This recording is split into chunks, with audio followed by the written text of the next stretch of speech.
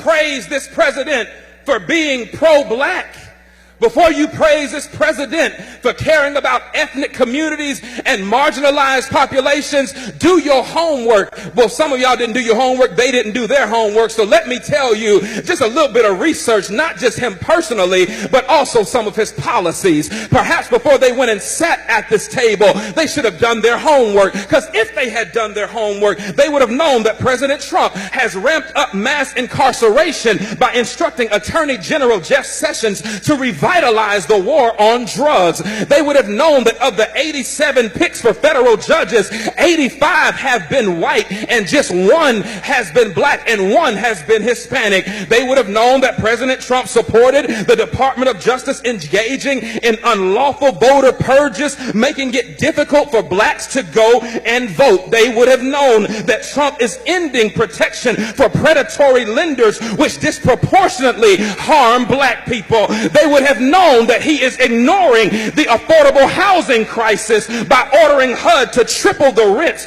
of poor tenants in public housing, which mostly affect black people. Do your homework. They would have known that he is proposing cutting $200 billion over the next 10 years from supplemental nutrition assistance programs that will bring more hunger in black and brown communities. They would have known that Trump is worsening the health of black communities through environmental deregulation, which disproportionately harms black people through exposure to pollution. Now, that's just a few on the policy side, but you don't have to go too far to ask what about him personally would make me know that he is not pro-black. I'm glad you asked, because in 1970, Trump's real estate company tried to avoid renting apartments to black tenants and gave preferential treatment to white tenants. He began his 2016 presidential campaign with a speech disparaging Mexican immigrants as criminals and rapists. Y'all remember that? In 2016, he said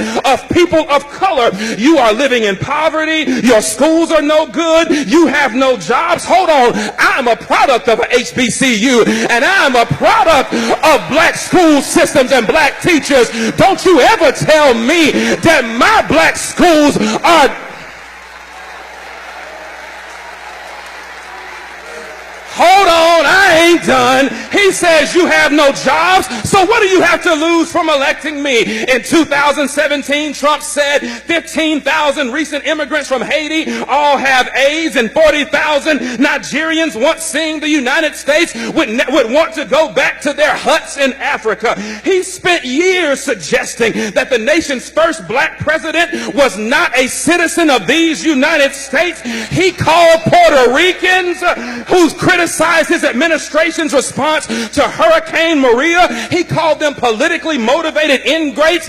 Hold on, but he called those who marched beside white supremacists in Charlottesville, Virginia, he called them very fine people. He hired Steve Bannon, a white nationalist, as his chief strategist. He called Haiti and other African nations S-hole countries, and he's taking credit for an economy that has not been built on his administration, but was built on the backs of 8 years of hard work under the Obama administration. Negroes, please, don't you come up in here talking about this is the most pro-black president that you have ever seen, when the record suggests that he cares nothing about people of color.